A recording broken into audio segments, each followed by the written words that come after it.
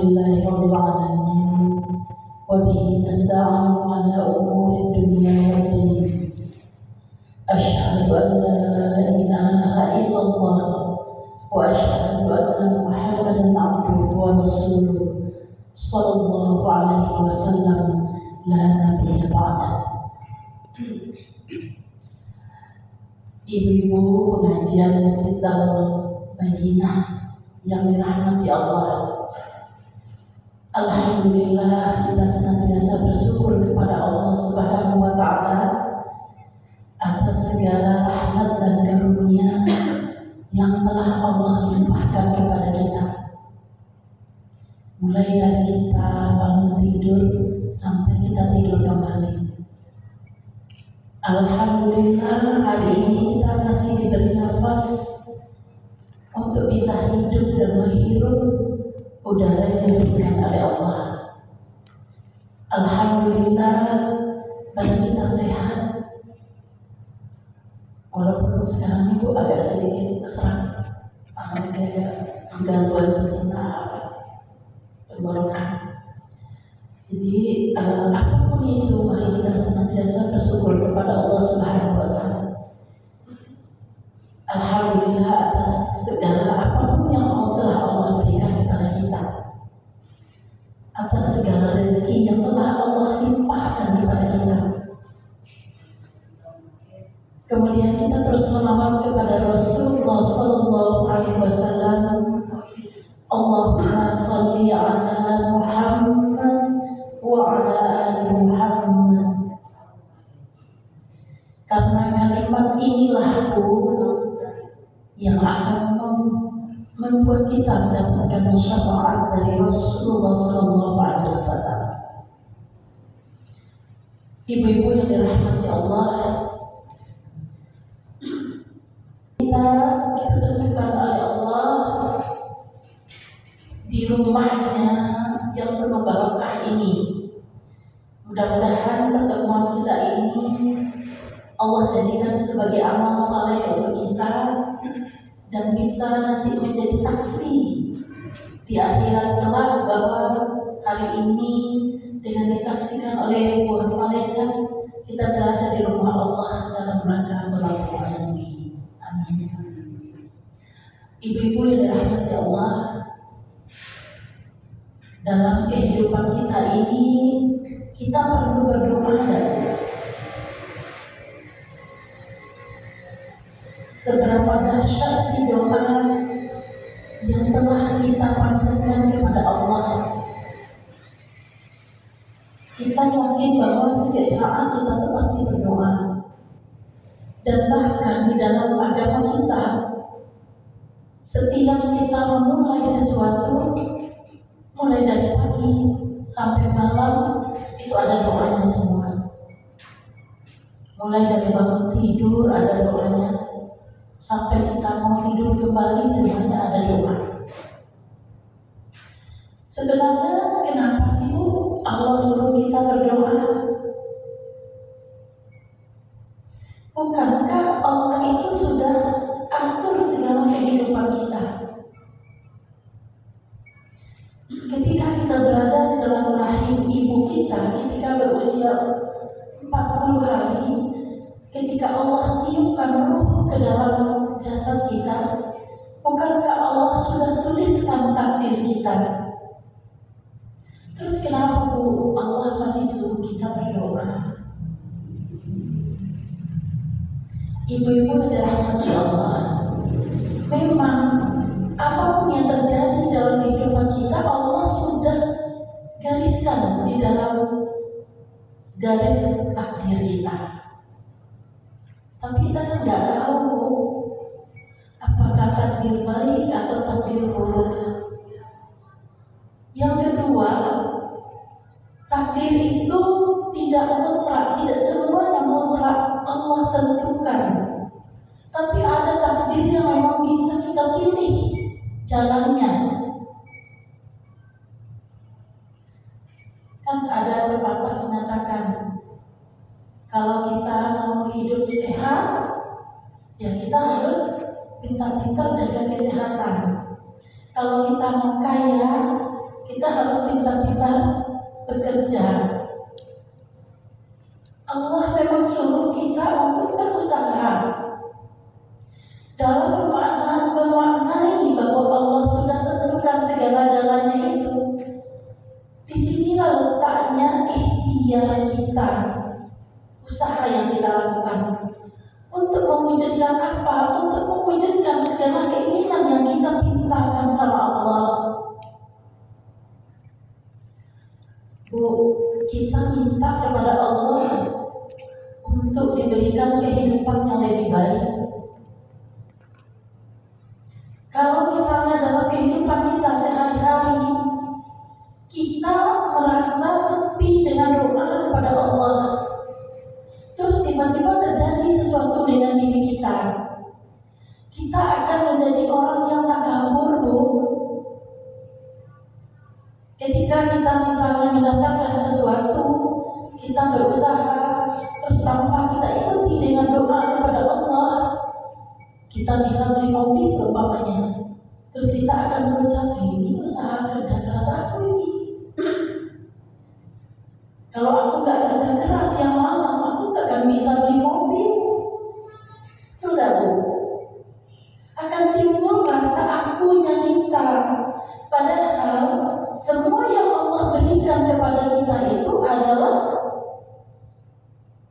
amanah dari Allah. Kita dikasih anak amanah, kita dikasih harta amanah, titipan. Kan gak ada, Bu, kita mati ditemani anak, Bu, ya, belum ada. Ditemani suami, belum ada, Bu. Atau ditemani mobil kita, saya mau dikubur dalam mobil saya, nggak ada, belum ada, Bu, dalam sejarah. Oleh karena itu, disinilah letak pentingnya kita berdoa kepada Allah untuk mewujudkan keinginan-keinginan kita yang baik. Nah, di dalam hidup ini, Bu, kita berdoa, ada memang saat-saatnya Allah itu langsung kabulkan doa kita. Tapi ada saatnya Allah tangguhkan doa kita. Ada juga saatnya tidak dikabulkan Allah di dunia, tapi nanti dikabulkan Allah ketika kita di akhirat. Nabi, manusia pilihan Allah, itu dia selalu berdoa kepada Allah. Masa kita manusia kurang doanya? Kurang apa sih Nabi? Allah pilih untuk menjadi utusan Allah, untuk menyelamatkan umat. Nabi banyak berdoa kepada Allah. Kita manusia kadang-kadang kita lupa. Kenapa? Karena kita merasa bahwa apa yang terjadi dengan diri kita itu karena usaha kita.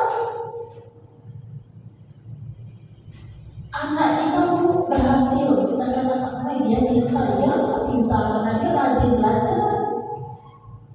Kita lupa bahwa di sana ada tangan Allah yang membantu anak kita agar dia pintar. Kita lupa kalau kita padahal kita selalu mendoakan anak kita untuk dia sukses dalam pendidikannya. Tetapi ketika anak kita berhasil, kadang-kadang kita lupa, iya, aku pintar karena dia rajin belajar. Padahal sesungguhnya Allah sudah takdirkan kepada anak kita untuk menjadi pintar. Kenapa? Karena bisa jadi itu dari doa-doa kita sebagai ibunya. Ibu-ibu yang dirahmati Allah. Jadi dalam kehidupan kita ini, mari kita amalkan. Di setiap kehidupan kita itu berdoa kepada Allah. Apa sih bedanya doa dengan keluhan? Kita sering merasa seolah kita tuh mengeluh. Misalnya, Bu, kita lagi habis nyuci hujan. Apa sering kita ucapkan, ih, hujan dulu. Iya kan, Bu? Hujan dulu. Padahal kita nggak tahu bahwa hujan yang Allah turunkan itu bisa jadi rahmat bagi kita.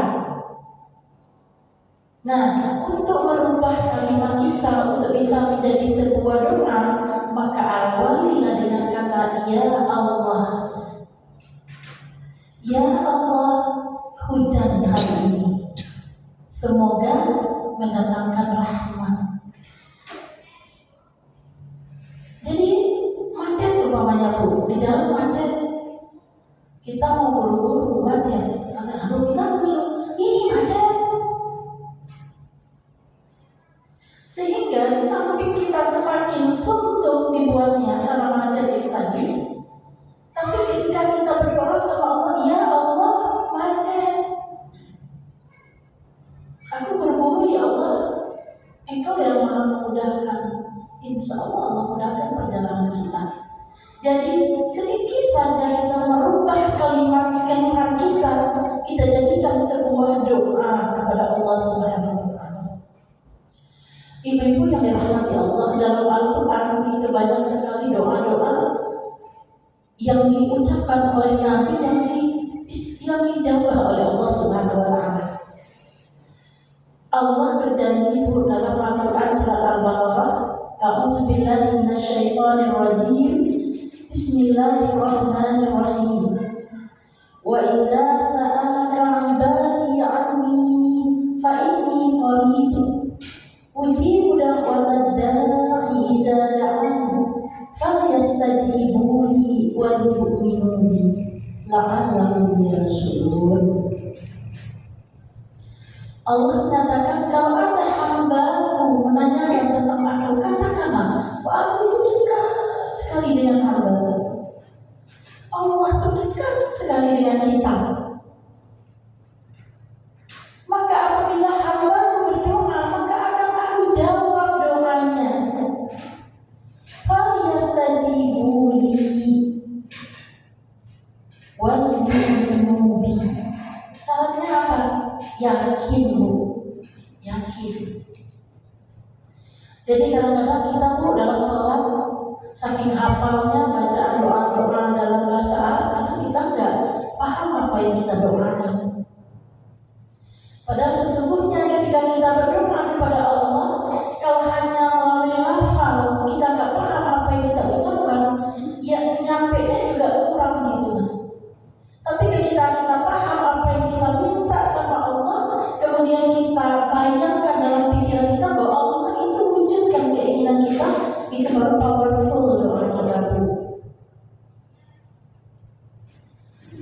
Saya dalam menghadapi anak-anak keseharian itu saya selalu amalkan surat Al-Insyirah Bu. Kalau lagi sholat bersama anak-anak itu lebih sering saya membacakan surat itu. Bahkan dari dulu itu surat favorit itu. Kenapa? Karena begitu kita yakini Bu, fa inna ma'al usri yusra, inna ma'al usri yusra, itu terwujud Bu dalam kehidupan kita. Ketika kita yakinkan bahwa setiap dibalik setiap kesulitan itu pasti ada kemudahan. Sungguh di balik setiap kesulitan itu ada kemudahan. Itu janji Allah. Asal satu, fa iza faragta fansab. Kalau kita berharap kepada Allah dan kita yakin bahwa Allah akan mewujudkan itu, insya Allah Allah akan mewujudkan itu dalam kehidupan kita. Ibu-ibu yang dirahmati Allah, saya ingin bercerita tentang Nabi Adam alaihissalam. Dengan doanya yang mungkin kita semua sudah hafal. Doa Nabi Adam. Ketika Nabi Adam Allah usir dari surga, Allah takdirkan Nabi Adam itu untuk hidup di dalam surga yang penuh dengan kenikmatan. Kemudian Nabi Adam merasa kesepian di dalam surga. Adam minta kepada Allah untuk didatangkan seorang teman untuk mendampinginya. Maka Allah utuslah Hawa yang diciptakan oleh Allah dari tulang rusuknya Nabi Adam. Nah, Bu, itulah awal mula kehidupan manusia. Dari situlah kita menjadi awal ceritanya manusia, Bu. Jadi kalau perempuan sekarang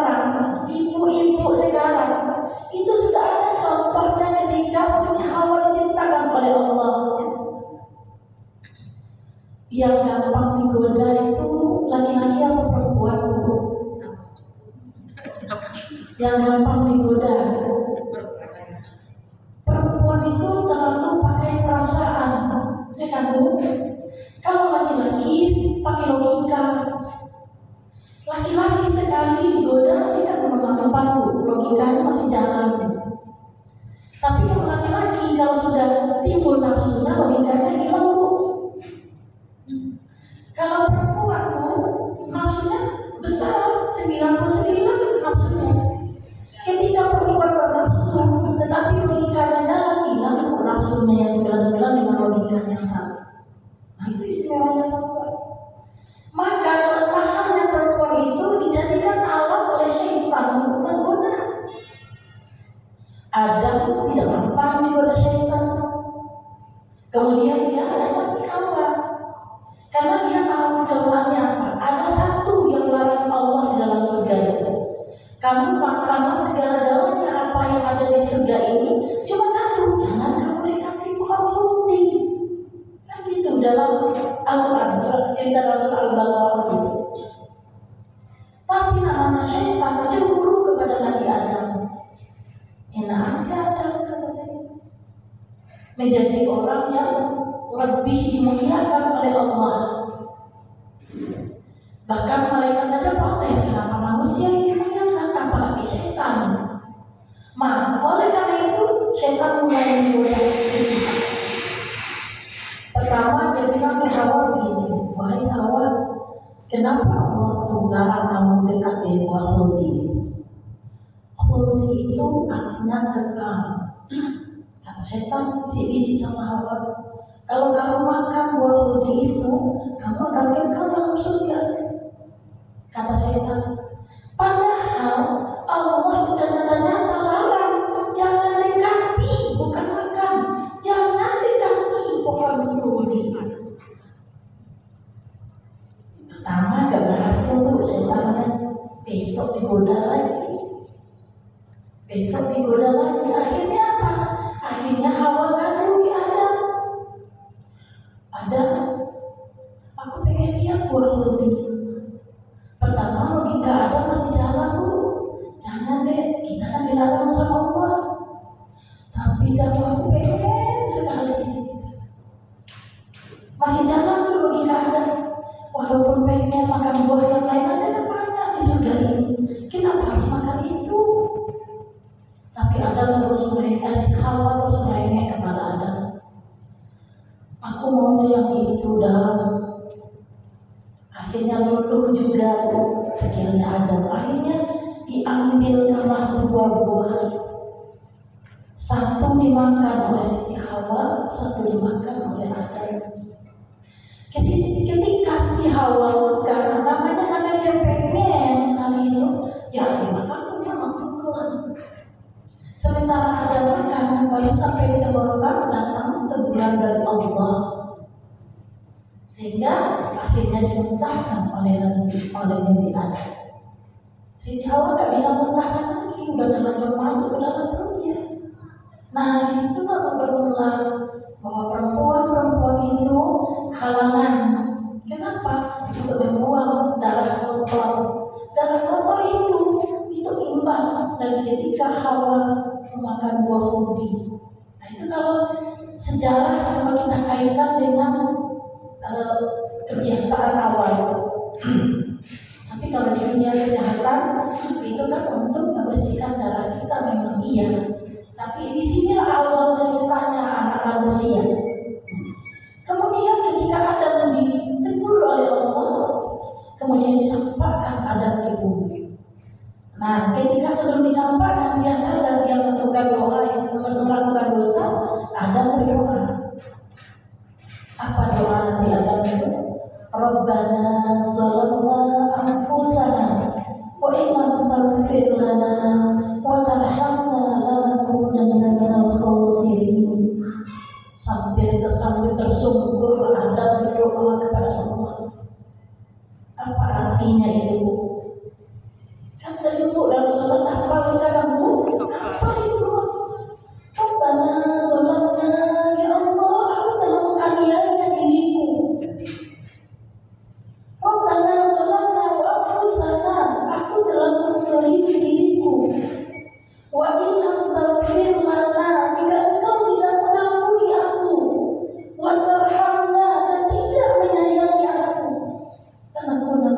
khasirin, maka termasuk aku orang-orang yang diampuni bu doanya, diampuni, dijabah doanya sama Allah. Ada diampuni dosanya bu dengan doa Rabbana zalamna anfusana wa illam taghfir lana wa tarhamna lanakunanna minal khasirin. Allah ampuni dosanya Nabi Adam. Walaupun diampuni dosanya Nabi Adam, tapi konsekuensinya Adam harus keluar dari surga. Maka Adam dikeluarkan dari surga bersama si Hawa. Lama tuh dia terpisah, baru kemudian dia dipertemukan lagi di padang Arafah. Disitulah bermula keturunan Nabi Adam dan Hawa sampai kepada kita. Makanya kita ada ibu-ibu yang dirahmati Allah. Nah, itu kisah Nabi Adam alaihissalam. Maka penting doa itu dalam kehidupan kita. Rabbana zalamna anfusana wa illam taghfir lana wa tarhamna lanakunanna minal khasirin. Kita amalkan setiap hari. Itu doa permohonan ampun kita kepada Allah. Kan kita nggak tahu dari pagi tadi kita udah melakukan dosa berapa. Ibu ada nyata nggak ya? Ada nggak ibu yang nyata? Tadi saya udah melakukan dosa ini. Ada nggak bu ya? Nggak dicatat ya bu. Terus gampang lupa, gak ya. Ketika kita sudah melakukan dosa, terus kita lupa gitu. Tapi ketika kita melakukan kebaikan, itu sekali kita ingat terus gitu. Kemarin aku sudah bersedekah, ingat terus gitu. Tapi ketika kita melakukan kesalahan, kita sering lupa. Oleh karena itu, mari kita amalkan doanya Nabi Adam alaihissalam ini dalam setiap sholat kita, dalam setiap waktu kita, sholat sunnah kita. Sampaikan itu kepada Allah. Insya Allah Allah ampuni dosa kita bu. Itu tadi kita harus ada keyakinan. Yang kedua bu, doa yang dipanjatkan oleh Nabi Musa alaihissalam. Ini doa ibu udah hafal ini. Ini doa Nabi Musa. Rabbi shrahli sadri wa yassirli amri wahlul 'uqdatam min lisani yafqahu qawli. Ini doa Nabi Musa ketika dia berhadapan dengan Firaun. Ini doanya doa favoritnya Nabi Musa. Jadi bagaimana dahsyatnya Nabi Musa menghadapi Firaun. Kan Nabi Musa ini hidup pada zaman Firaun di mana anak laki-laki tidak boleh hidup waktu itu. Kalau anak perempuan boleh hidup, anak laki-laki tidak boleh hidup. Sehingga setiap hari prajuritnya Firaun ini berkeliaran mencari perempuan hamil. Dan prajuritnya itu harus memastikan bahwa tidak ada anak laki-laki yang lahir di Mesir. Kalau lahir, dibunuh hidup-hidup. Kenapa? Karena menurut ramalan ajudannya atau peramalnya Firaun ini, dia mengatakan akan datang seorang laki-laki yang akan menghancurkan kekuasaannya. Jadi dia takut sekali kalau ada yang akan menghancurkan kekuasaannya. Nah, karena yang disebut di situ laki-laki, maka setiap laki-laki yang lahir harus mati. Nah, atas kekuasaan Allah, ketika Nabi Musa lahir, ibunya Nabi Musa tanpa sepengetahuan prajurit, dia hanyutkan Musa ke Sungai Nil. Dimasukkan bayi Musa kecil itu ke Sungai Nil, dihanyutkan di situ. Atas kekuasaan dan atas izin Allah juga, ketika Musa dibawa arus Sungai Nil itu, yang mandi di waktu itu adalah istrinya Firaun beserta dayang-dayangnya. Allah berikan hubungan rasa cinta ke anak yang sudah hanyut itu. Sehingga istrinya Fir'aun membawa anak itu ke istana, minta izin untuk dibesarkan di istana bersama Fir'aun.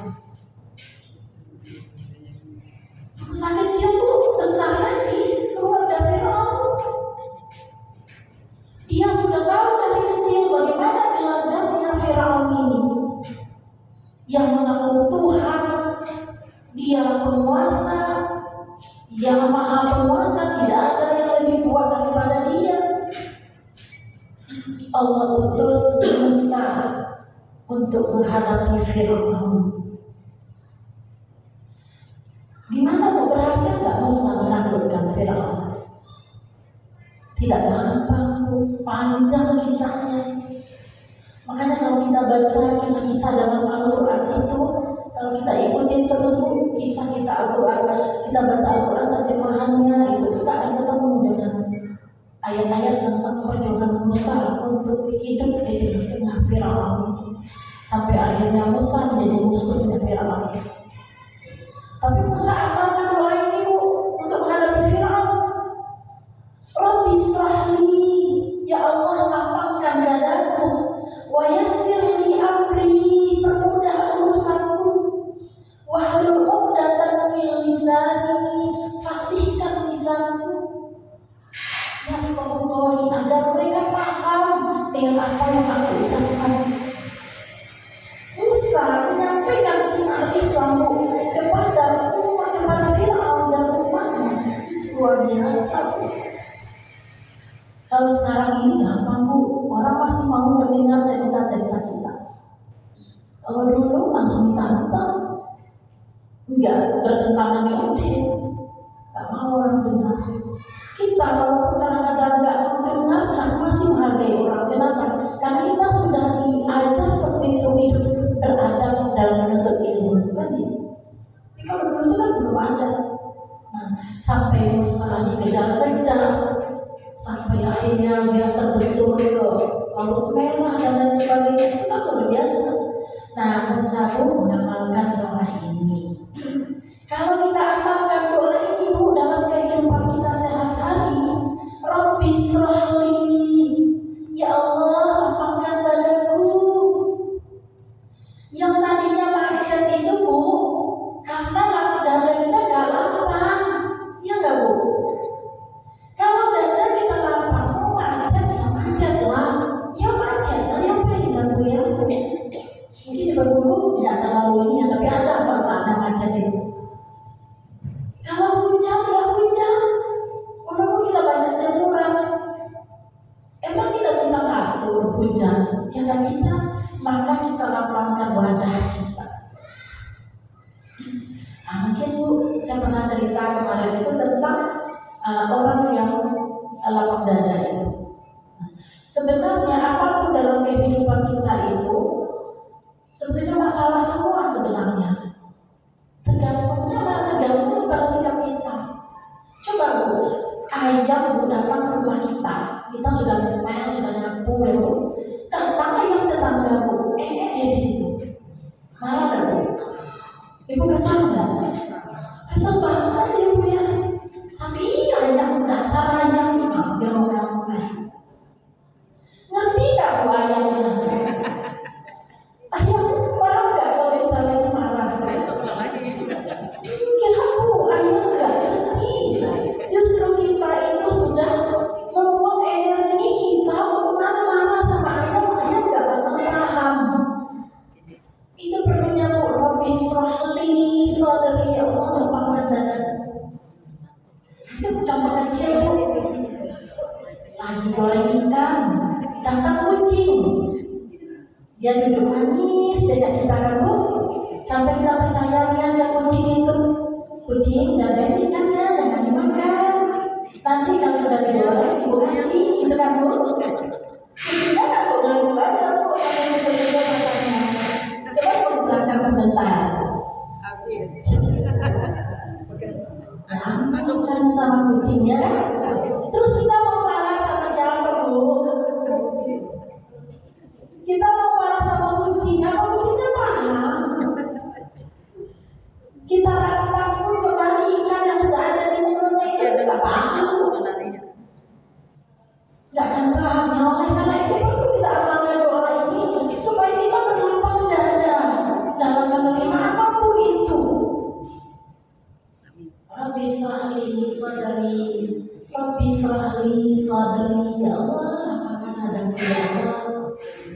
Itu baru hal kecil ya Bu ya.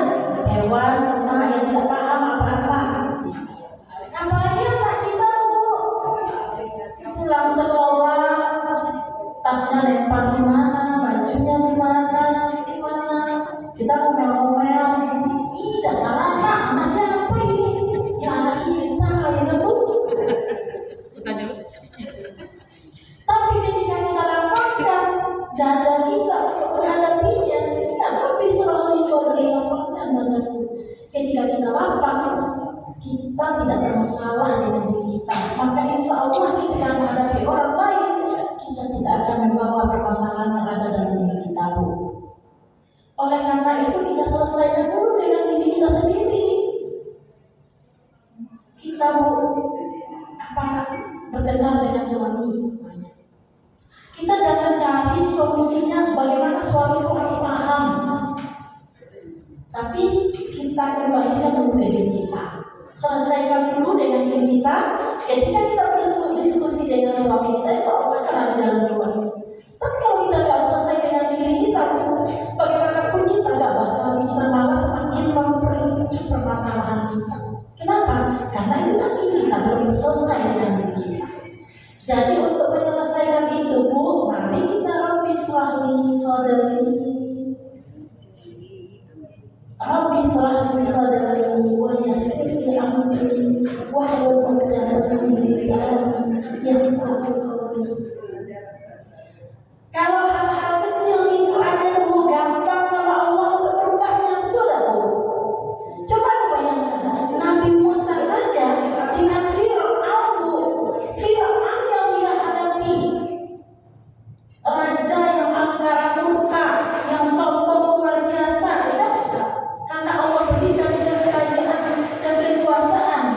Musa menghadapi Fir'aun dengan kalimat itu Bu, Rabbi shrahli sadri. Apalagi kita Bu, kalau cuma ngadapin suami, ya Bu, apalagi kita cuma ngadapin tetangga, masalahnya cuma kadang-kadang masalah sampah, masalah ayam dan lain sebagainya, kecil itu sama Allah. Asal kita yakin bahwa doa yang kita ucapkan itu, kita yakin Allah akan dijawab. Saya Bu banyak belajar dari situ. Kenapa? Mungkin yang saya hadapi lebih banyak ya Bu ya, apalagi ngadapin anak-anak. Jadi saya bilang sama anak-anak, saya sebelum masuk ke musola bersama kamu, Ibu sudah selesaikan dulu dengan Allah. Sehingga ketika kita masuk di anak itu, apa yang kita ucapkan itu tidak leceng, tidak emosian gitu. Coba Ibu, misalnya kalau coba Ibu di posisi saya punya anak 15, berbeda-beda karakternya, berbeda-beda cara ngomongnya. Ada yang orang utara, ada yang selatan Bu.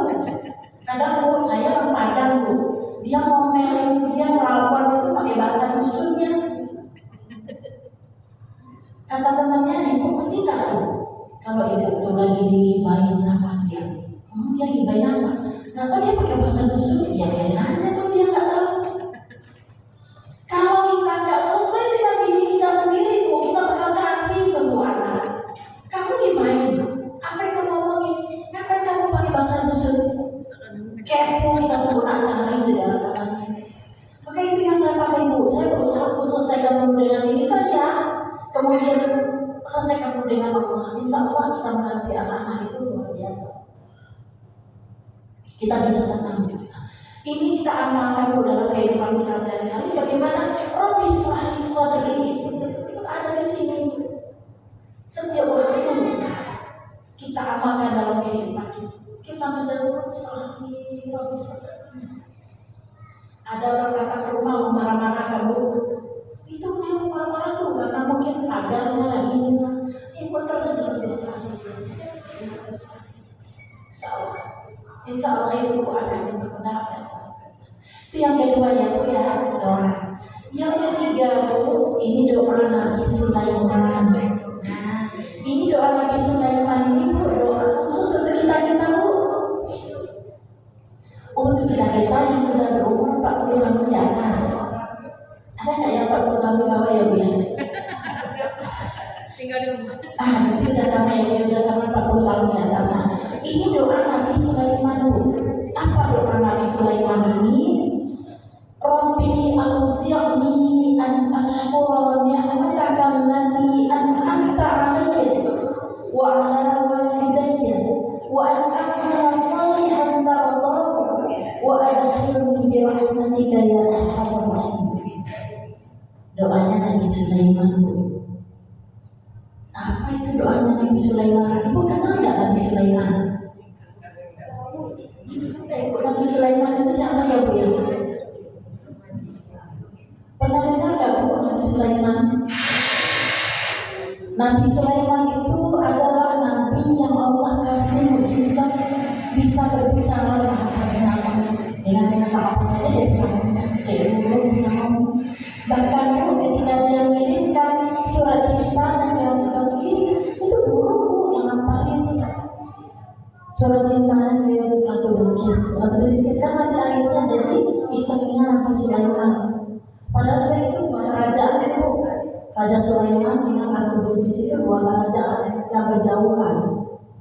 Tapi karena dia bisa berkomunikasi dengan hewan, dengan burung-burung itu yang bantu mengantarkan surat cintanya Nabi Sulaiman kepada Ratu Bilqis. Itu Allah pilih Bu. Nabi Sulaiman itu pilihan Allah untuk bisa mengembangkan dakwah di tengah-tengah masyarakat. Ketika Nabi Sulaiman sudah merasa berumur, apa yang diucapkan oleh Nabi Sulaiman? Rabbi auzi'ni an ashkura ni'mataka allati an'amta 'alayya wa 'ala walidayya. Apa maksudnya itu? Ya Tuhanku, anugerahkanlah kepadaku kemampuan untuk tetap mensyukuri nikmat-Mu. Kenapa Bu?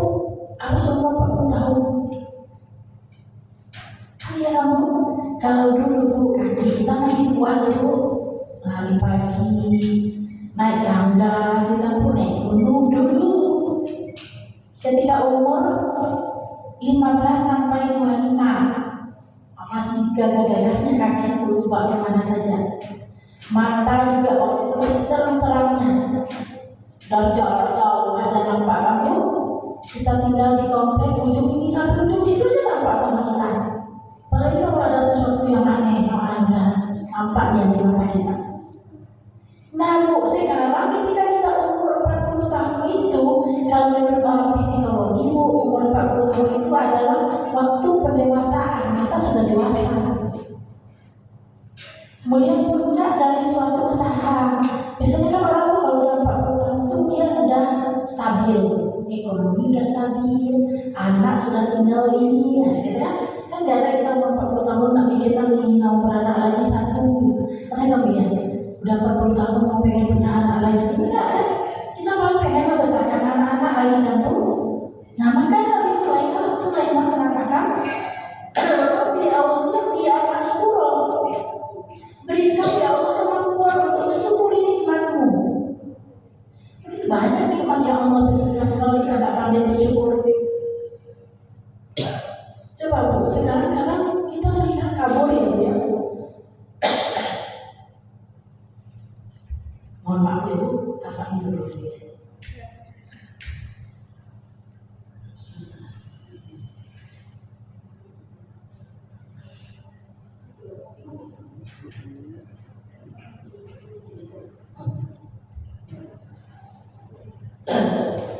Jadi, ya Tuhan, anugerahkan kemampuan kepadaku untuk mensyukuri nikmat-Mu. Kemudian, dan yang telah Engkau berikan kepadaku dan kepada orang tuaku.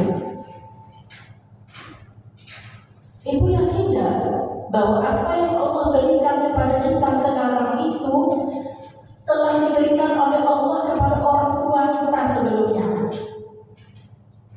Jangan Bu? Ya, makanya kita selalu syukuri itu. Apa yang Allah berikan kepada kita dan apa yang telah Allah berikan kepada orang tua kita. Kemudian Bu, ini kepadaku dan kepada kedua orang tuaku, dan untuk tetap mencari rahmat-Mu. wa amalan itu beramal sesuai dengan yang Allah ridho. Kalau sudah umur 40 tahun di atas Bu, kita cari amal yang diridhoi Allah. Wirid ke masjid, tahsin gitu.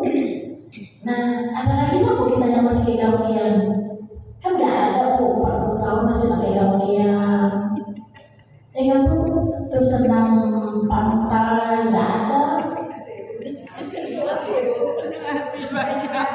Ya kalau ada nggak banyak, paling di antara 10 3 paling ya. Nah itu perlu kita syukuri Bu.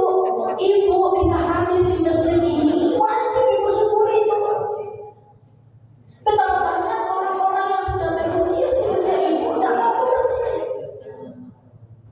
Betapa banyak orang seusia Ibu yang sampai hari ini masih suka jalan-jalan kemana-mana daripada jalan ke masjid.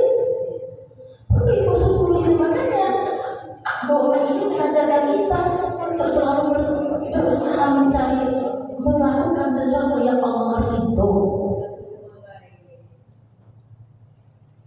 Nah, kalau Allah sudah ridho, udah kita cuma cari itu aja, ridho Allah.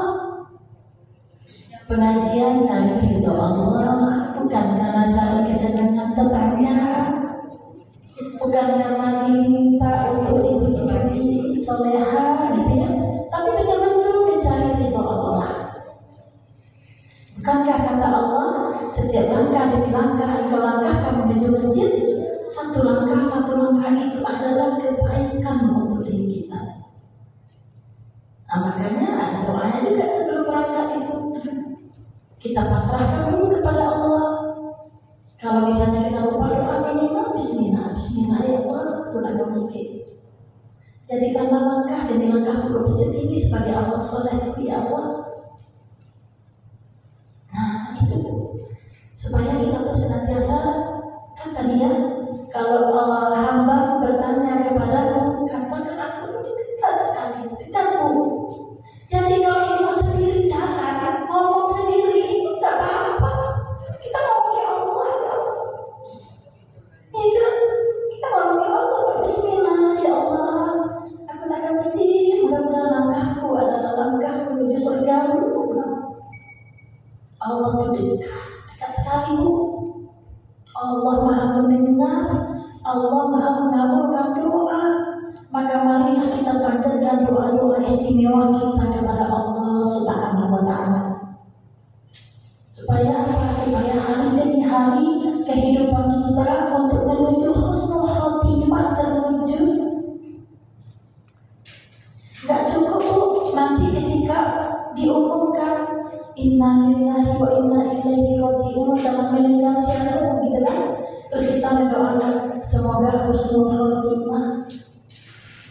Gak bisa husnul khotimah itu kita dapatkan ketika kita mau mati, tapi sekarang kita lain Bu, kita mencarinya sekarang untuk dapatkan husnul khotimah itu. Kuncinya apa? Takwa, ridho Allah. Orang bertanya, ngapain sih mau jagain anak panti? Saya sering ditanya teman-teman cerita. Saya jawabnya simpel aja. Saya pengen mati husnul khotimah. Capek. Padahal apa kamu nggak capek? Ada Bu yang usil nanya saya seperti itu. Kenapa? Sudah sekolah capek di sekolah, pulang sekolah aku ngurusin anak orang lagi. Saya bilang dunia ini memang tempatnya capek-capek, ya kan Bu? Di dunia ini memang tempatnya capek. Coba kalau kita tidur aja sehari capek juga. Enggak ada kerja kita Bu, kita santai-santai aja di rumah capek juga kan Bu? Lebih baik capek itu isi sama aja capeknya. Sama aja capeknya Bu. Kalau pernah kita coba itu, kita libur, hari Minggu libur. Kita udah kerjakan tugas rumah, duduk leha-leha saja sampai sore. Capek Bu, iya kan Bu? Capek juga di rumah, sehingga pengen jalan kemana-mana gitu kan. Nah tapi kita menjadikan capek kita itu ada ridho Allah di situ, kok bisa kita raih husnul khotimah itu? di rumah kita mungkin bisa kita jadikan yang penting ada ridho Allahnya. Cuci piring, Bismillah, ya Allah, saya cuci piring. Mudah-mudahan air-air laut ini bisa menghapuskan dosa-dosa tanganku. Ya Allah, saya sapu lantai ini, mudah-mudahan debu-debu dosaku juga hapus. Kenapa? Karena kita melakukan itu semata-mata karena Allah. Maka mulu kita jangan lupa di usia kita di atas 40 tahun ini, nih doa Nabi Sulaiman itu jangan lupa. Kita selalu mengharapkan ridho Allah, itu satu kuncinya. Ridho Allah apapun itu. Nah itu ya Bu doanya Nabi Sulaiman. Wah udah banyak doanya. Ketiga, bentar lagi Bu satu doa lagi. Nah, la ilaha illa anta subhanaka inni kuntu minaz zalimin. Mungkin kita ada salah Bu. Jangan kita sekali-kali menyalahkan orang lain, tapi kita belum introspeksi diri kita. Bisa jadi yang Allah berikan rasa sempit itu kepada kita, kesalahan kita. Maka doa ini menyadarkan kita bahwa kita harus senantiasa mengakui kepada Allah bahwa kita ini sebagai hamba Allah pasti melakukan kesalahan dalam kehidupan kita.